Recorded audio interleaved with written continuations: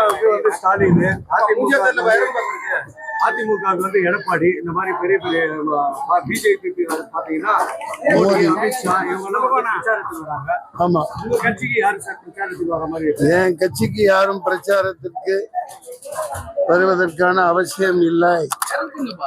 நான் தான் இங்கே வெற்றி பெறப் போகிறேன். முதலில் ஆரணியில் நிற்பதாக இருந்தேன். அதன் பிறகு இங்குள்ள மக்களே பல பேர், நூற்றுக்கணக்கான பேர்கள், பல அமைப்பை சேர்ந்தவர்களும் தனியார் நபர்களும் தொலைபேசியில் அழைப்பு விடுத்தும் நேரடியாக வந்து இங்கே நிற்க சொன்னாங்க. அதான் உண்மை. அதுக்கப்புறம் 2-3 தடவை வந்துட்டு இது 4வது விசிட்டிங்கில் வந்து வேட்புமனு தாக்கல் பண்ணியிருக்கேன். 150 ஆண்டு காங்கிரஸ், 70 ஆண்டுகளாக ஆண்டு கொண்டிருக்கிற திமுக, 45 ஆண்டுகளாக அதிமுக. இன்னும் நாடு மக்கள் ஏழ்மையாகவே, பிச்சைக்காரர்களாகவே இருக்கிறார்கள். பிரச்சனைகள் அப்படியே இருக்குது. அதை முன்னிறுத்தி நான் இங்கே நிற்கிறேன். மக்கள் வந்து மோடி வந்தால் ஓட்டு போட போறதில்லை, முன்னாடியே சொல்லிட்டேன். இது ஒரு நாடக தேர்தல் தான் அவர் நடத்துறாரு. ஏதோ போனா போகுது, கொஞ்சம் பேர் ஜெயிச்சுக்குங்க, அப்பதான் இந்த திமுக ஜெயிச்சது இதனால தான், மன்சூர் அலிகான் ஜெயிச்சது இதனால தான், நாளைக்கு சும்மா சொல்லிக்கிட்டு அவங்க மேட்ரை முடிச்சுட்டு தான் தேர்தலே இறங்குறாங்க. இதை நான் சொல்லிக்கிட்டே இருக்கேன்.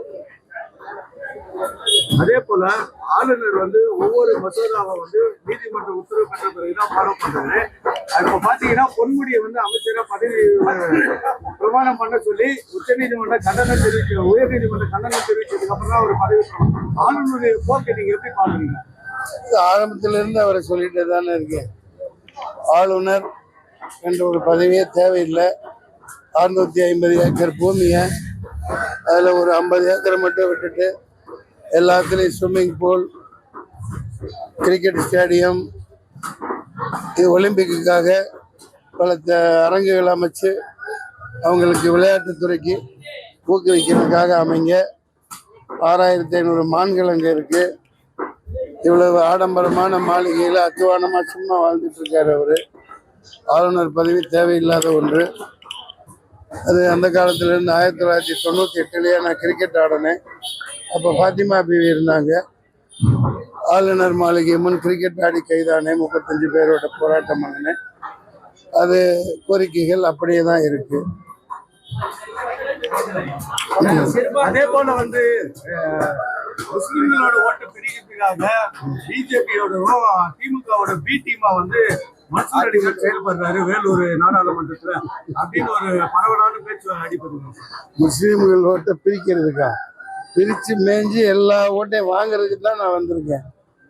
நான் இன்னைக்கு 13வது நோன்பு வச்சுக்கிட்டு தான் நான் இங்கே பிரச்சாரத்தில் இருக்கேன். அது அப்படி ஒரு பரப்பி விடுவாங்க. பரப்புறவங்க என்ன வேணாலும் பண்ணுவாங்க. அது மக்கள் எதிரில் பார்க்கத்தானே போறீங்க நீங்க. ஒண்ணு, இந்த ஓட்டு மிஷினை எதிர்த்து யாரும் பேசாம இருக்காங்க. அதுதான் எனக்கு சந்தேகமா இருக்கு. இவங்க ஏன் எதிர்கட்சிகள் இப்போ நான் ஒத்தாளுனாலும் பாராளுமன்றத்தில் நடுவில் போய் உட்காந்து அடிக்கிற அடியில இந்த மெஷின்லாம் தூக்குடா, ஒழுங்கா வாக்குச்சீட்டில் நடத்துறான்னு போராட்டம் பண்ணுவேன். இவங்க அந்த மாதிரி யாரும் போராட மாட்டேங்கிறாங்க. அது ஏன்னு தெரியல. இது ஒரு போலி ஜனநாயகம், ஒரு ஏமாத்து வேலை தான். பட் நான் போட்டி போட்டு ஆகணும் அப்படிங்கிற கட்டாயத்தில் நான் நிற்கிறேன். நான் வந்து யாருக்கு பி டீமு? திமுகவுக்கும் பி டீமா? அதிமுகவுக்கு A team, B team, Z வரைக்கும் நான் தான். எனக்கு தேவை சின்னம் இன்னும் கொடுக்கல. இனிமேல் வாங்கிட்டு போய் அந்த சின்னத்தை மக்கள்கிட்ட பதிய வைக்கிற மிகப்பெரிய ஒரு பிரளயம், போராட்டம், மிகப்பெரிய ஒரு பணி எங்களுக்கு இருக்கு. நான் தனி ஆளா இல்லை, இங்க லட்சக்கணக்கான பேர் என் கூட இருக்காங்க. இந்த தமிழ் இன மறுமலர்ச்சி கழகம் அப்படின்னு லியாக்கத் அலி ஒரு போராளி, எல்லா போராட்டத்துக்கும் முன்னாடி நிற்கிறவர். சந்தோஷ்குமார், இன்னும் அதில் ஆயிரக்கணக்கான இளைஞர்கள் இருக்காங்கம்மா இந்த வேலூர் முழுக்க. அவங்க என் பின்னாடி நிற்கிறாங்க. இன்னைக்கு இந்த வேட்பாளர் அறிமுக கூட்டம் பேரணாம்பேட்டில் ஏற்பாடு பண்ணியிருக்காங்க. அங்கே நான் மிச்சத்தை பேசுவேன். இப்போ இவங்களுக்கெல்லாம் உதயசூரியன் அவங்களோட சின்னம் இல்லை. இப்படி இருக்கையில் ஒரு தனி ஒருவனா போராடுறேன்னா நீங்கள் ஏடிஎம் பிடிஎம்னா போக போக பார்ப்பீங்க, போக போக பார்ப்பீங்க. எல்லாத்துக்கும் நான் வேட்டு வைப்பேன். சும்மா போக மாட்டேன், சும்மா போக மாட்டேன், இவங்களை விட மாட்டேன். எனக்கு இந்த தொகுதியில் எம்பியா நான் போகணும், சுற்றி மலைகளை பசுமை ஆக்கணும். புரியுதுங்களா? தண்ணி பாலாறுல தண்ணி ஓடுற தண்ணி அதிகமாக வர்ற தண்ணியில ஏரிகள் அங்கங்கே அமைச்சு, ஏன்னா இங்கே வந்து தடுப்பணை கட்டினா ஊறிடும், உள்ளுக்குள்ள உறிஞ்சிடும். நான் கேள்விப்பட்டேன்.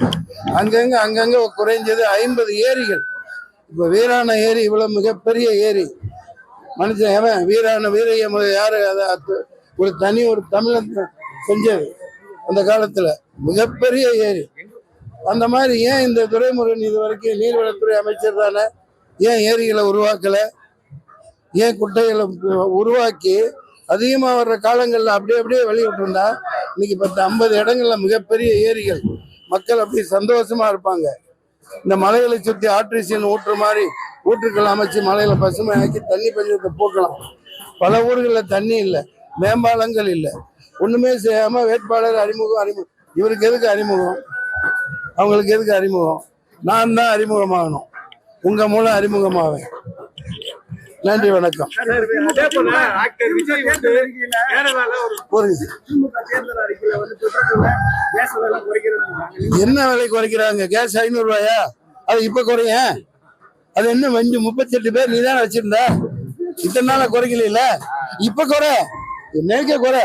உன்னை தேர்தல் நீ வந்து ஒத்துக்காது, நீ குறை, நான் ஒத்துக்க வைக்கிறேன்.